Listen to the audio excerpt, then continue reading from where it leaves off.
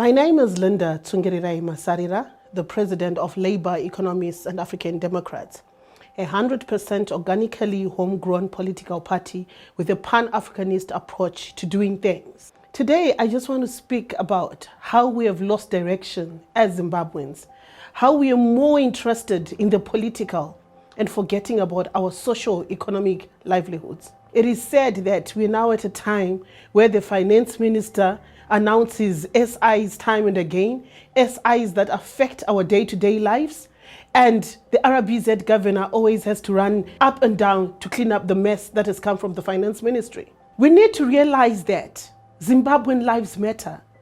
We need to realize that a lot of people in Zimbabwe are suffering because of these inconsistent policies. Instead of running to social media time and again, complaining about these statutory instruments, it is time that we all come together as Zimbabweans and say enough is enough. We know a lot of garages are benefiting from the auction system at the RBZ. But why do we have very few garages selling fuel in our TGS? How many civil servants earn US dollar? None. How many workers in Zimbabwe earn US dollar? Zero. And we are all running to the black market to get US dollars to buy fuel. After the announcement of the SI 127, prices increased in our shops. Zvinhu zvakakwira, vanhu vakachema. Salaries did not go up. Then a week later, they had to come back and say, no, it is for the companies that are benefiting from the auction system. But prices don't go down. Prices keep on escalating. And who is suffering is the ordinary man in this country. And it is time that the president of this country, Mr. Emerson Mnangagwa, puts order into his house. We are tired of the yo-yo system that we have in Zimbabwe right now. We don't know who is in charge. Today it's one statement, another policy tomorrow, and the other day it's a different policy. Where are we going? Who is in charge of this country?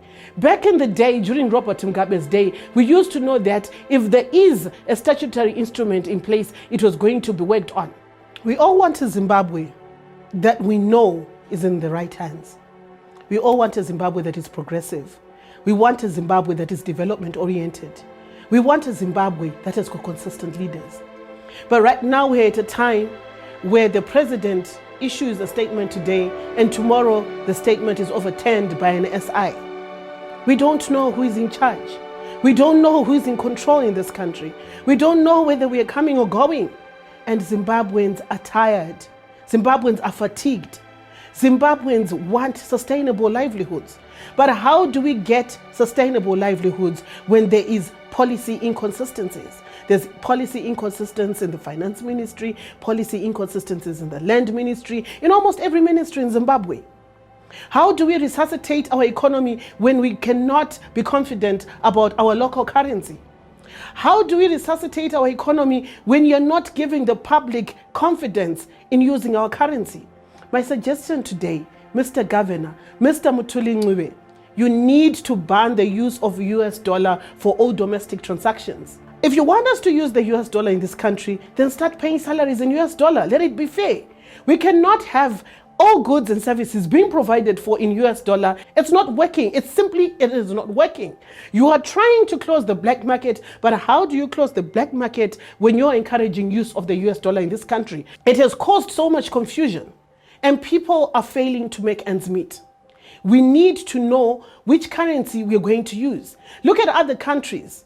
In Zambia, in Nigeria, they use the US dollar, but for all domestic transactions, they use their local currency. We need to do that if we are sincere that we want to resuscitate the economy in Zimbabwe. We still have people wanting to apportion blame to the local council. We still have the blame game between the local authority and the councils at the expense of service delivery. In short, what I'm just trying to say here is we need clarity on who is in charge in this country. When it comes to business, we are not going to allow you to keep on sabotaging the economy in Zimbabwe. We know you. I know you. And if you're not going to change the way that you're doing things, we're going to be left with no choice but to name and shame you for what you are doing to Zimbabweans. Any leader who wants Zimbabweans to suffer for them to take over power is not worthy to be called a leader. What we should be doing right now is to ensure that we move in a direction where we empower people to be able to buy, to be able to survive.